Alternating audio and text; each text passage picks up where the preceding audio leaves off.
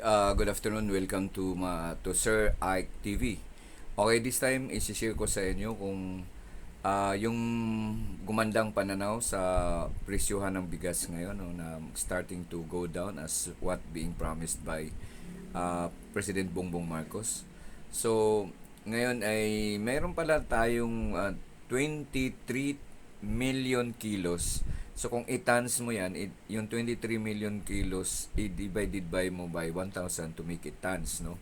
So meron tayong 23,000 tons na nakastock lang dyan sa mga iba't ibang port natin, no?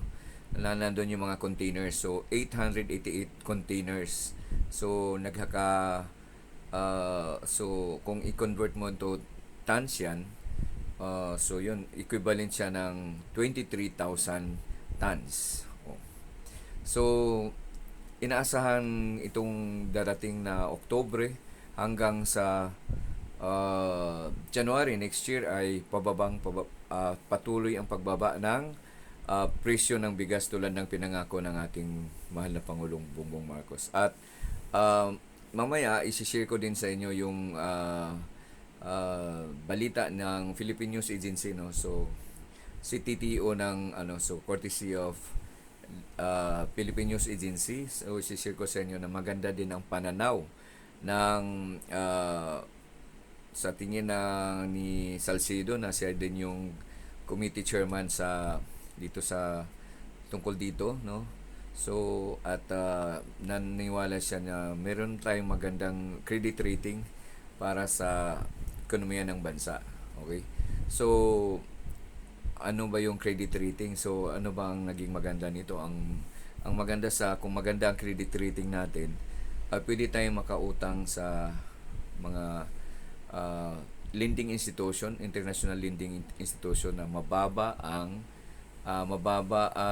interest, no? Hindi tulad ng kung mababa ang credit rating mo, malaki ang interest dahil sa hindi sigurado ang magpapautang sa'yo kung kaya mo bang magbayad. So kung maganda ang rating ng bansa natin, if ever na we decide to make any borrowings para ma-sustain or mabigyan ng pundo ang anumang ina-approve tulad ngayon, no? So 6.3 trillion pesos ang budget na pinopropose na budget nitong 2025. So 1.7 trillion ang magiging iniisip parang projection na magiging hihiramin natin sa ibang bansa. So pakinggan natin yung balita nito ng Philippine News Agency. Ng 600,000 metric tons na losses kada taon. Kasabay ng lokal na ani, umabot na rin sa 3 milyong metriko tonelada ang naipasok na imported rice sa bansa.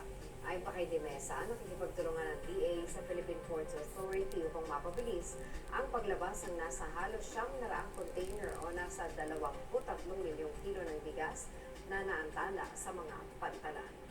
And yung ating import natin nasa 3 million metric tons na. So in terms of supply, maganda yung expectation natin, yung ating projection. Sa presyo naman, nakita na natin meron na tayong 42 pesos sa imported rice. Ang local natin is 45 pesos. So yung coming from 50 pesos na mataas na presyo, yung pangako ng ating Pangulo na nagsisimula ng bumaba yung pagbaba ng presyo ng bigas. Nararamdaman na natin ngayon at doon sa projection din ni Secretary Kiko by October ay magkakaroon na rin talaga ng significant changes hanggang January ng presyo ng bigas.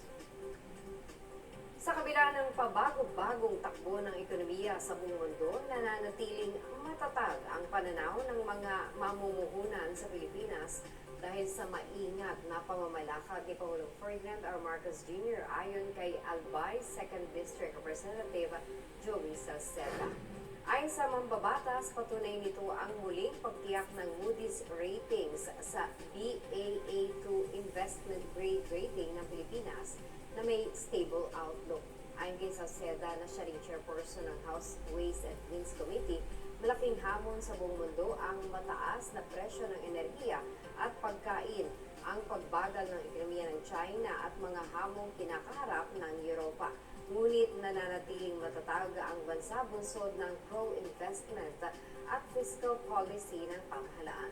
Binigyang diin din ni Salceda ang mga hakbang ng administrasyon tulad ng corporate recovery and tax incentives for enterprises to maximize opportunities for reinvigorating the economy o Create More Act na layong pagandahin pa ang investment outlook ng bansa. Ibinida rin niya ang lumalagong balance of payments surplus ng bansa mula $62 million noong Hunyo na umangat ng $88 million noong Hulyo.